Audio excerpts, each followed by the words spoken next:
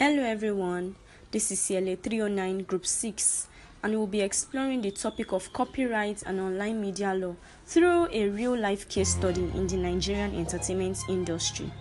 In this video, we will examine the copyright dispute surrounding the soundtrack that was used in Bimbo Ademoye's movie, Where Love Lives, the legal issues involved, and the possible effects of copyright conflict in today's digital space. Imagine spending your money, time, effort to create a whole movie and then someone claims part of your work in the movie. In cases like this, who can we say is right? This copyright issue have become a major concern, especially for filmmakers, content creators, musicians. An individual identified as Emmanuel Davis, also known as Lagos Sound, allegedly claimed ownership of a soundtrack used in Bimbo Ademoye's movie, Where Love Lives.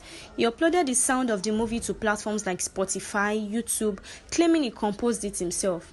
And as a result of this claim, the movie's monetization on YouTube was affected. However, Bimbo Ademoye explained that she had already obtained permission and paid for the soundtrack from the original owner, an artist known as Ugochi, before using it in the film. Lagos Sounds, I'm warning you, you don't want to play with me. I'm putting it up here now because if I put a bounty on your head and they find you, take down that thing and put back my monetization of my movie. You have an hour. You have 1 hour. Emmanuel, you put the song. Ugochi made a song for me, specifically for me. She didn't upload it because of problems like this. You took it, you uploaded it, put on Spotify and all platforms, and claimed it to be yours. Then you demonetized my movie, my hard work. This case raises important legal questions. Who truly owns a creative work, and how should platforms like YouTube handle copyright issues?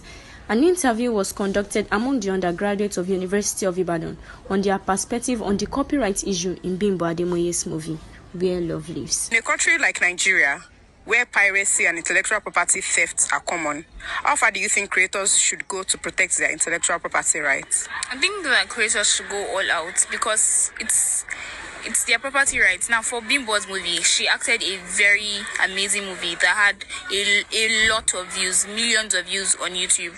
And if that type of property is not well protected, eventually people would come, they would take ownership of it, and eventually it would become as if, oh, she does not own what she worked so hard for. So they should go all out. We also interviewed an expert on copyright law.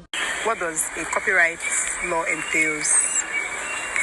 Yeah, copyright has to do with the protection of intellectual property.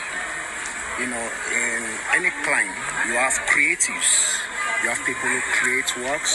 Now, these works can be written works, literary works like novels, like drama, prose and what have you. It also covers audio recording. For example, people who are into music and then they've recorded their music. Then around 1993, the Nigerian Copyright Council became the Nigerian Copyright Commission. And there is actually a law, a provision of law that established that commission. And part of the duty of that commission, number one, is to inform and to enlighten Nigerians, and creatives in Nigeria about what copyright, is all about. And of course, the commission is also established to enforce everything that has to do with copyright in Nigeria. So there's actually a provision, a legal provision in Nigeria that protects copyright and that protects intellectual property.